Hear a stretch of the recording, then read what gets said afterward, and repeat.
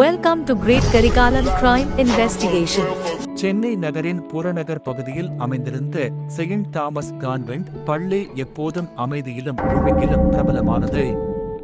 ஆனால் ஒரு நாள் மாலை அந்த அமைதி உடைந்தது. ஏன் என்றால் 12ஆம் வகுப்பு மாணவி அனிதா பள்ளியின் பின்புற மைதானத்தில் மரணமடைந்த நிலையில் சடலமாக கண்டுபிடிக்கப்பட்டாள். அவள் கையில் ஸ்கூல் பை, ஆடை ஆகியவை சரியான முறையில் இருந்தது. ஆனால் கழுத்தில் தழும்பு பதித்த மாறி இருந்தது. அந்த வழக்கை விசாரிக்க வந்தார்தான் இன்வெஸ்டிகேஷன் ஆபீசர் கரிகாலன்.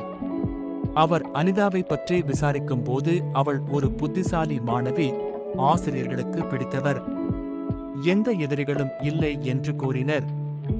ஆனால் மருத்துவ அறிக்கை கூறியது அவள் தற்கொலை செய்யவில்லை, கழுத்தை நெரித்து கொலை செய்யப்பட்டிருந்தாள்.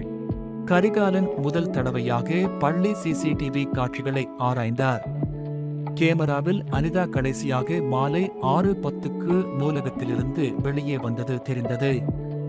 அடுத்த 15 நிமிடங்களில் அவளது கைபேசி ஆஃப் ஆகிவிட்டது.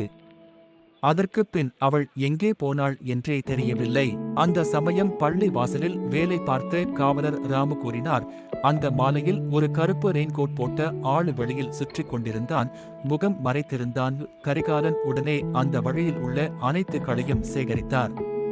ஒரு காட்சியில் ரெயின்கோட் ஆளு பள்ளி வாசலுக்கு அருகே நின்று கொண்டு இருந்தான். பார்க்க வித்தியாசமான செய்கைகளை செய்து கொண்டு இருந்தான். விசாரணை தீவிரமானது. அனிதாவின் அறையில் ஒரு டைரி கிடைத்தது. அதில் ஒரு பதிவு, என்னை ஒருவன் பின்தொடர்கிறான், அவன் யாரென்று தெரியவில்லை, ஆனா அவன் பார்வை எனக்கு பயம் கொடுக்குது. அந்த வரிகள் கரிகாலனின் மனதில் ஒலித்தது. இது சாதாரண கொலை இல்லை, ஒரு ஆப்சசிவ் ஸ்டாக்கர் கேஸ் என அவர் முடிவு செய்தார். அடுத்த நாளில் பள்ளியின் பழைய புகைப்படங்களை ஆராய்ந்த போது கரிகாலன் அதிர்ச்சியடைந்தார். கடந்த 3 ஆண்டுகளில் 3 மாணவிகள் இதேபோல காணாமல் போனது.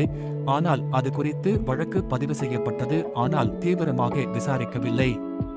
அனைத்தும் ஒரே மாதிரிதான். மாணவிகள் கொலை செய்யப்பட்டுள்ளனர். அப்பள்ளியில் அவர்கள் ஒழுங்கானவர்கள், அமைதியானவர்கள், திறமையானவர்கள். கரிகாலன் பழைய வழக்குகளை மீண்டும் திறந்தார். டிஎன்ஏ சோதனைக்காக எவிடன்ஸ் சேகரிக்கப்பட்டன.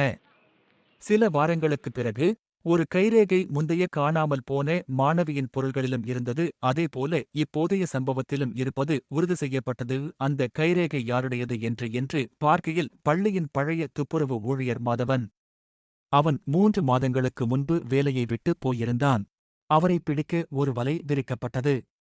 இரவு நேரத்தில் பழைய பள்ளி வளாகத்தில் அவனை பார்த்த காவல்துறையினர்